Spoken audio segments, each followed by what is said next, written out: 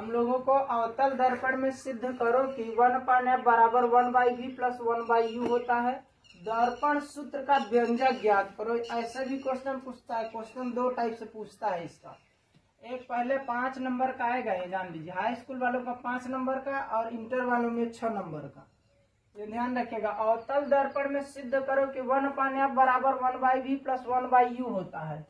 एक क्वेश्चन ऐसे भी पूछता है कि दर्पण सूत्र का व्यंजक ज्ञात करो। तो दर्पण सूत्र का व्यंजक हम लोग कैसे निकालेंगे? सबसे पहले हम एक अवतल दर्पण बनाएंगे। कौन सा दर्पण? अवतल दर्पण। यहाँ अवतल दर्पण इस तरह से बना लेंगे। ये हमारा अवतल दर्पण बन के तैयार है। अवतल दर्पण बन गया। अवतल दर्पण के मध्य बिंदु को हम लोग क्या बोलते हैं? पोल बोलते हैं। मध्य बिंदु को पोल बोलते हैं। और दर्पण जिस खोखले गोले का भाग होता है उसके केंद्र को बोलते हैं वक्रता केंद्र। इसे C से डिनोट करते हैं। और वक्रता केंद्र और पोल से होकर जाने वाली रेखा को प्रधान अक्ष बोलते हैं। प्रधान अक्ष बोलते हैं। दर्पण पोल और सेंटर के मध्य बिंदु को फोकस कहते हैं। पोल और सेंटर के मध्य बिंदु को क्या कहते हैं? फोकस कहते हैं। ये हम लोगों का दर्पण बन के तैयार हो गया। और यहाँ पे इनफाइनाइट रखते हैं। इनफाइनाइट और वक्रता केंद्र के बीच में हम क्या रख देंगे? एक वस्तु रख देंगे। एक वस्तु रखेंगे इस तरह से। अब ये इसका जो किरण ऐसे जाएगा और जाकर फोकस से होकर निकलेगा। फोकस से। और एक किरण हम लोगों ने सेंटर पे डाला। ये सेंटर का नियम क्या होता है कि अगर कोई भी किरण सेंटर पर डालेंगे तो वो किरण अपने ही मार्ग पर लौट जाएगी। ये नियम है। और ये जहां काट रहा है उसको हम लोग बोलेंगे प्रतिबिंब। यही है प्रतिबिंब हम लोग। यानी इस फिगर का ये जो वस्तु है, वस्तु का प्रतिबिंब यहाँ पर बना। अब हम लोग फिगर एकदम तैयार हो गया। फिगर के बारे में जब तक लिखोगे नहीं अपने से तब तक नंबर नहीं मिलता है। ये ध्यान रखिए। तो सबसे पहले फिगर के बारे में लिखेंगे। M डैश क्या है? अवतल दर्पण है। तो सीधा यहाँ पे लिख लेंगे माना M डैश एक अवतल दर्पण है। अवतल दर्पण है। दर्पण है। माना M डैश एक अवतल दर्पण है जिसका ध्रुव P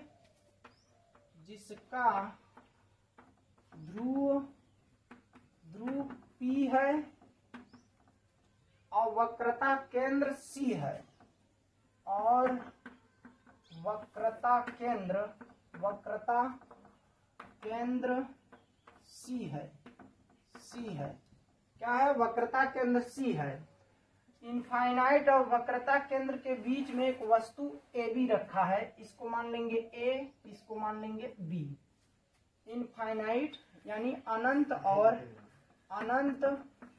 और वक्रता केंद्र के बीच में। और वक्रता केंद्र के बीच में और वक्रता केंद्र के बीच में एक वस्तु AB है। वक्रता केंद्र के बीच में एक वस्तु AB है जिसका प्रतिबिंब A डैश B डैश पर बनता है। जिसका प्रतिबिंब A डैश और B डैश पर बनता है। जिसका प्रतिबिंब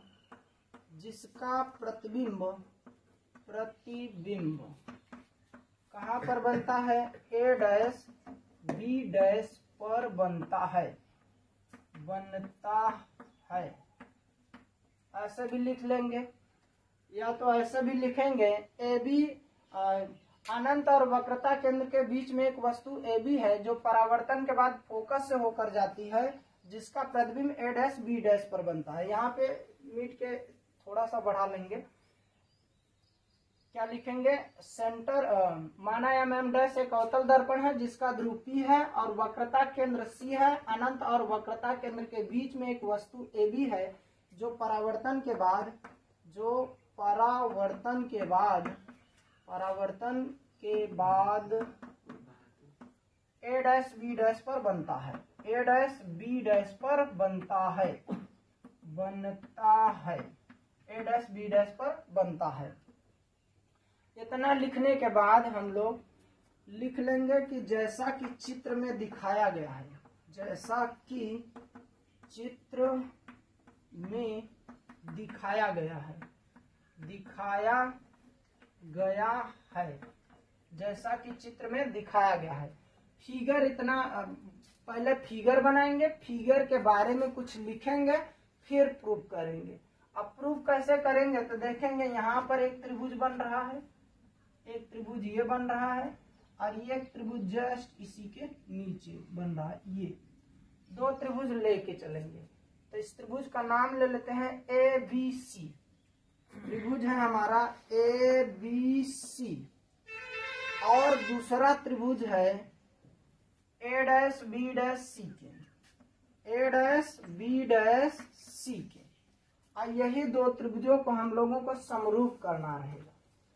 और समरूप कैसे होगा, तो इसको ये 19 डिग्री है और ये भी 19 डिग्री है, इसे हम मान लेंगे कोण 1, और इसको मान लेंगे कोण 2, और ये जो कोण है इसको कोण 3 मानेंगे, और ये कोण क्या मानेंगे 4।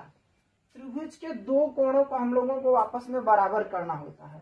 तो कोण 1 किसके बराबर है, कोण 1 बराबर है कोण 2 के, कोण 2 के, और यह है समकोण, समकोण, समकोण। अब कोण 3 कोण 4 के बराबर है, कोण 3 बराबर है कोण 4 के, ये सम्मुख कोण है, सम्मुख कोण, सम्मुख कोण आपस में बराबर होते हैं। अगर नहीं पढ़े हो तो यहाँ ध्यान दो कि सम्मुख कोण किसे कहते हैं, दो तिर्यक रेखा इस तरह से काटे तो ये कोण सम्मुख कोण कहलाता है, और ये आपस में क्या होते हैं, बराबर होते हैं। तो देखा जाए तो ये लाइन यहाँ से गई है और ये लाइन यहाँ से कटी है, ये कोण बना है, ये कोण सम्मुख कोण कहलाता है, ये ध्यान रखिएगा। इतना करने के बाद कोण 1 बराबर कोण 2 समकोण है, कोण 3 कोण 4 सम्मुख कोण है। जब किसी दो त्रिभुज के दो कोण आपस में बराबर हों तो उनकी अनुपातिक भुजाएं भी बराबर होती हैं। यह हम लोग त्रिभुज में पढ़े हैं। तो त्रिभुज में लिखेंगे, यह त्रिभुज आपका हो गया ए बी सी समरूप त्रिभुज, ए डैश बी डैश सी के, ए डैश बी डैश सी के, ए डैश बी डैश सी के। अब क्या करेंगे, जब समरूप त्रिभुज हो जाए तो लंब बटा के लंब और आधार बटा के आधार, अनुपातिक भुजाएं होती हैं, तो लंब बटा लंब क्या लिखेंगे, लंब है बड़े त्रिभुज का ए बी, यहाँ लिख देंगे ए बी बटा के ए डैश बी डैश, ए डैश बी डैश दूसरे वाले त्रिभुज का, और फिर ए सी बटा के ए डैश सी, ए सी बटा के ए डैश सी, ए डैश सी। यह आ गया हमारा समीकरण 1। इतना, अब इतना उतार लीजिए।